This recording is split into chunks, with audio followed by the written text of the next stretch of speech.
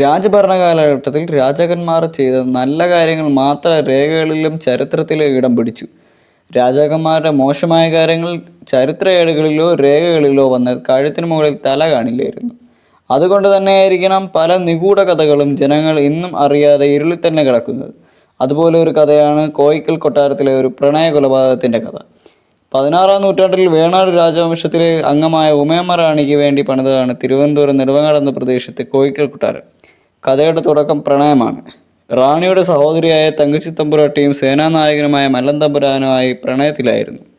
ഈ വിവരം അറിഞ്ഞ ഉമയമ്മ റാണി രാജകുടുംബത്തിലെ പേരും വിശുദ്ധിയും നിലനിർത്താൻ മല്ലൻ തമ്പുരാനെ വധിക്കുവാൻ പദ്ധതി ആസൂത്രണം ചെയ്തു.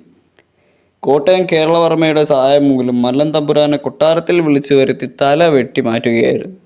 ഈ സംഭവം അറിഞ്ഞ തങ്കച്ചി തമ്പുരാട്ടി മാനസിക രോഗമായി മാറുകയും മല്ലൻ തമ്പുരാൻ്റെ ആത്മാവ് അവിടെ അലഞ്ഞു തിരിഞ്ഞ് നടക്കുന്നു എന്നുള്ള ഭയം മൂലം അവർ പിൽക്കാലത്ത് ആറ്റിങ്ങൽ കൊട്ടാരത്തിലേക്ക് മാറുകയും ചെയ്തു.